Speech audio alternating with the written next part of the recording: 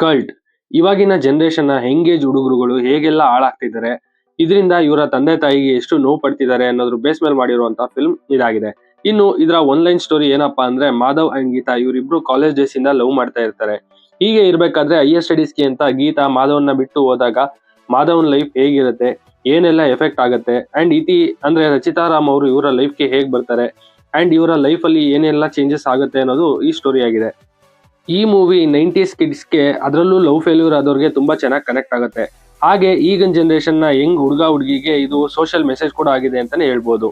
ಇನ್ನು ಈ ಫಿಲಮ್ ಅಲ್ಲಿ ಏನೇನ್ ಇಷ್ಟ ಆಯ್ತು, ಏನೇನ್ ಇಷ್ಟ ಆಗ್ಲಿಲ್ಲ ಎಲ್ಲಾನು ಮಾತಾಡೋಣ.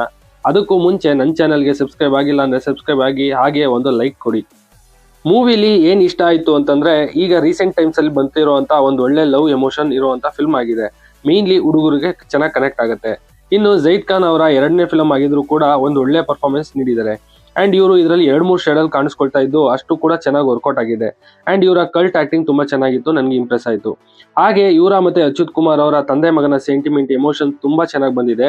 ಅಚ್ಯುತ್ ಕುಮಾರ್ ಅವರ ಒಂದು ಡೈಲಾಗ್ ಮಾತ್ರ ನನಗೆ ಫಿಲಮ್ ಅಲ್ಲಿ ತುಂಬಾನೇ ಇಷ್ಟ ಆಯ್ತು, ಕನೆಕ್ಟ್ ಕೂಡ ಆಯ್ತು. ಮತ್ತೆ ಜೈದ್ ಖಾನ್ ಅವರ ಲುಕ್, ಫೈಟಿಂಗ್ ಎಲ್ಲ ಚೆನ್ನಾಗಿ ಬಂದಿದ್ದು ಇದು ಫಿಲಮ್ ನ ಇನ್ನೊಂದು ಪ್ಲಸ್ ಪಾಯಿಂಟ್ ಅಂತಾನೆ ಹೇಳ್ಬೋದು. ಹಾಗೆ ರಚಿತಾ ರಾಮ್ ಅವರ ಎಂಟ್ರಿ ಇದರಲ್ಲಿ ಚೆನ್ನಾಗಿತ್ತು. ಇವರು ಕೂಡ ಇದರಲ್ಲಿ 2 ಶೇಡ್ಸ್ ಅಲ್ಲಿ ಕಾಣಿಸ್ಕೊಳ್ತಾ ಇದ್ದಾರೆ. ಅಂಡ್ ಎರಡೂ ಕೂಡ ಚೆನ್ನಾಗಿ ವರ್ಕೌಟ್ ಆಗಿದೆ.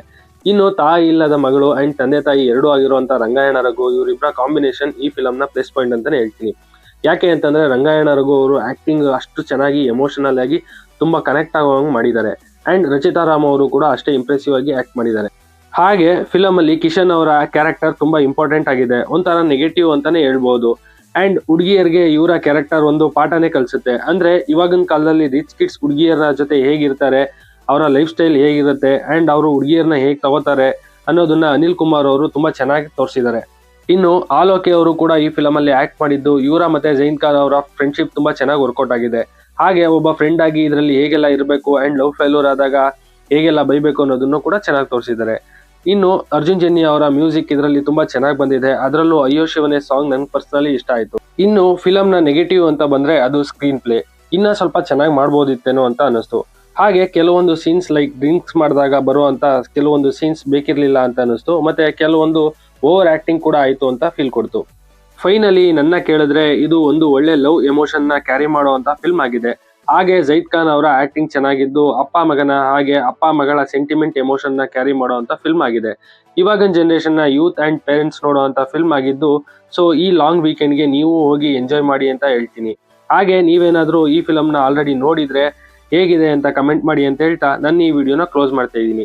ಇನ್ನು ಈ ವಿಡಿಯೋ ನಿಮ್ಗೆ ಇಷ್ಟ ಆಗಿದ್ರೆ ಲೈಕ್ ಮಾಡಿ, ಶೇರ್ ಮಾಡಿ, ಸಬ್ಸ್ಕ್ರೈಬ್ ಮಾಡಿ, ಸಪೋರ್ಟ್ ಮಾಡಿ. Thanks for watching this.